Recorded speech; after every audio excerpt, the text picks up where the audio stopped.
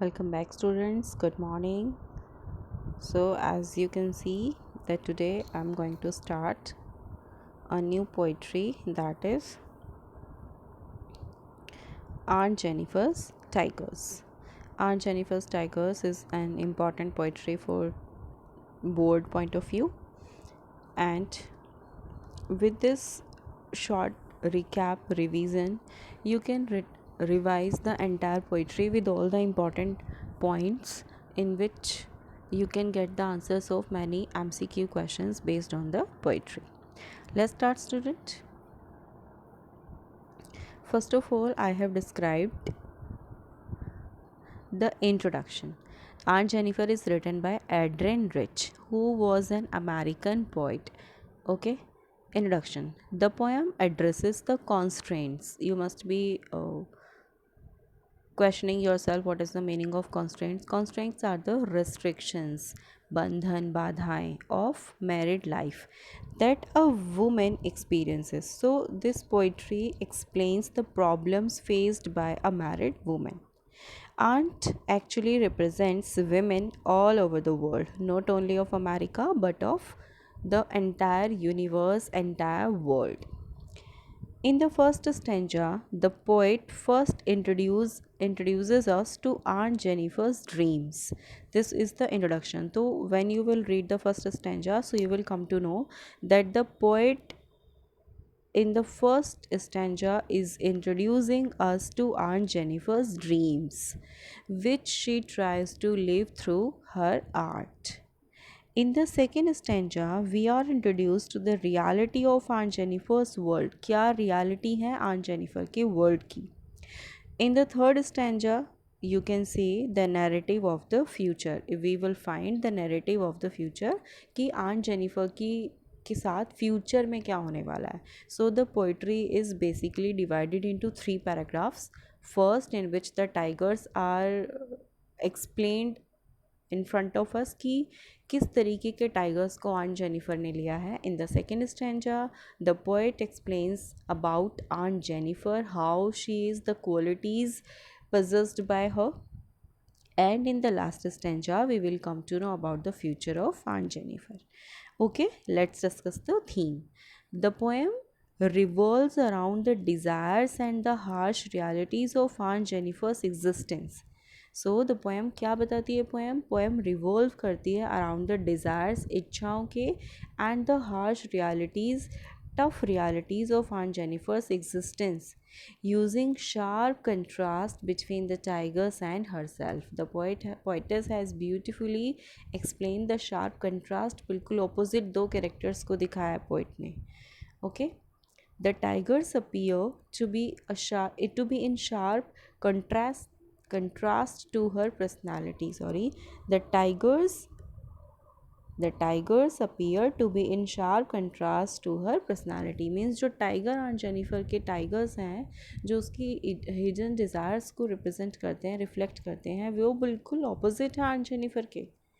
She creates an alternative world of freedom, and through the tigers which she has drawn on the panel or the screen, वो tigers जो उसने खुद panel और screen में बनाए हैं, वो क्या express करते हैं हमारे सामने.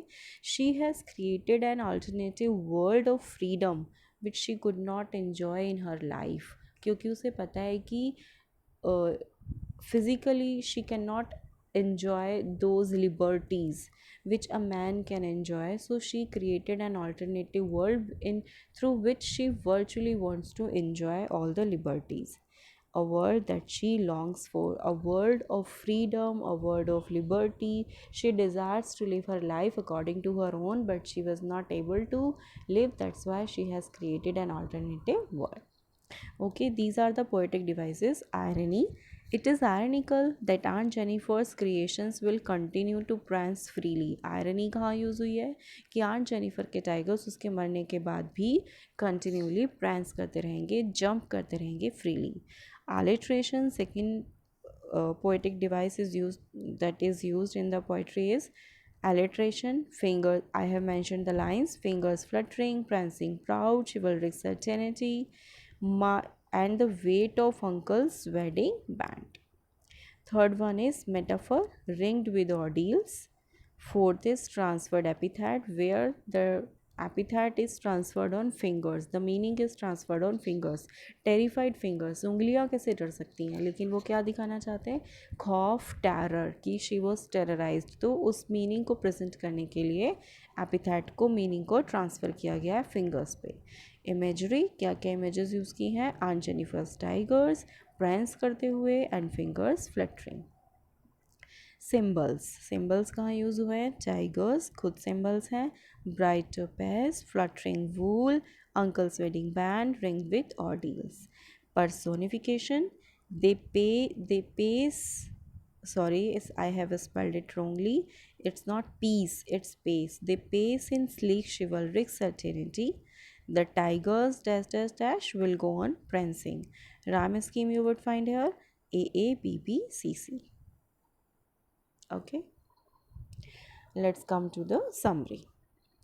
This is a feminist poem. First of all, you have to remember carefully that it is a feminist poem in which Aunt Jennifer's creates an alternate world of freedom in her art. She wanted to enjoy the freedom, but actually she could not enjoy it, so she has created an artificial world for her to enjoy the liberty.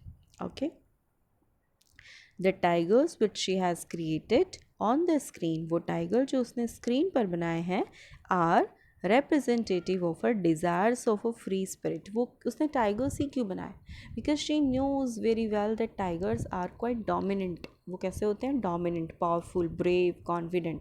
तो वो सारी qualities जो tigers में वो दिखा रही है, actually वो उन्हें खुद जीना चाहती है। ये उसकी वो desires हैं एक free spirit की, जो उसे, जिनको जीने के लिए वो एक टाइगर्स एक कैरेक्टर को सेलेक्ट करती है क्योंकि वो ब्रेव हैं। Reveals the fact that she desire, और टाइगर्स को लेना क्या रिवील करता है, क्या डिस्क्लोज करता है, द फैक्ट, ये सच्चाई, that she desires to get freedom from her burdensome husband. Liberty किससे चाहती है, अपनी शादीशुदा ज़िंदगी से, अपने बर्डनसम, अपने ट्रबलसम हस्बैंड से। So she has selected, she has chosen the creature tigers. In the first stanza, Aunt Jennifer presents her tigers, who are fearless. They are of bright yellow color. अब जो bright yellow color है वो क्या है? It's it is representing the power, the powerful appearance, the powerful aura, the powerful persona of tigers. Okay, yellow color, and lives in forest. These are the tigers who live in forest. They are living in forest, not in a zoo. She has not taken the tigers from the zoo or the circus. She has taken the tigers of the jungle, as they are the king and they are not afraid of any other creature. That's why. Okay, they confidently move away in front of the hunters, or they face every obstacles bravely. They confidently move, not moves, they confidently move away in front of the hunters who are waiting for them, who want to catch them, who want to kill them. But they are not afraid of them. They moves away in front of them with bravery, with confidence, with elegance. In the second stanza, which means actually in the last line, I would like to uh, add one more thing, that they are not afraid of any obstacles. They wanted to face the challenges of life bravely. In the second stanza, the Aunt Jennifer is representing herself as a weak and captive. She is confined into a jail, एक तरह से वो jail में है और वो jail उसकी शादी के बाद उसको मिली है। सो आंट जेनिफर ने अपने आप को रिप्रेजेंट किया है, द पोइटस, और यू कैन से कि पोइटस ने सेकेंड स्टैंजा में आंट जेनिफर को रिवील किया है, जो कि कैसी है, टाइगर्स के बिल्कुल ऑपोजिट है। She is a weak and captive, बंदी है, बंधक है वो। Her mental and physical trauma is described in the line, और वो किस मेंटल और फिज़िकल ट्रॉमा से निकलती है उसको पोइटस ने बड़े अच्छे से डिस्क्लोज़ किया है through the lines. Find even the Ivory needle, कि उसके लिए मुश्किल होता है आइवरी निडल को खींचना, उसको एम्ब्रॉयडरी करना भी बहुत मुश्किल होता है। प्रॉब्लम्स क्या थी, and the massive weight of uncle's wedding band. क्यों उसकी उंगलियों को खींचना मुश्किल होता था एम्ब्रॉयडरी करना? क्योंकि वो हमेशा याद करती थी उस वेडिंग बैंड को जिसका भारी वजन उसकी उंगलियों में रखा है। अब रिंग थोड़े ना भारी थी, लेकिन उससे जुड़ी हुई जो रिस्पॉन्सिबिलिटीज़ थी, जो ड्यूटीज़ थी, that were quite heavy for her to carry. तो आंट के हाथ में जो फिंगर थी जो उसे बार बार याद दिलाती थी that she is bound to that person, made her fingers so heavy that even it was difficult for her to pull the ivory needle to complete her embroidery. Her terrified hands reflects the dominance। उसके डरे हुए हाथ डरती हैं, वो कांपती हैं, उसकी उंगलियां क्या चीज़ दिखा रहे हैं वो? Her terrified hands reflects the dominance of her husband in her life, कि she is dominated by her husband. It explains that her inner spirit desire for liberty। दिखाते हैं कि उसकी inner spirit, उसकी आत्मा, उसकी सोल चाहती है लिबर्टी को, as it is confined into the walls of married life. क्योंकि वो कौन सी चार दीवारी में बंद है उसकी आत्मा?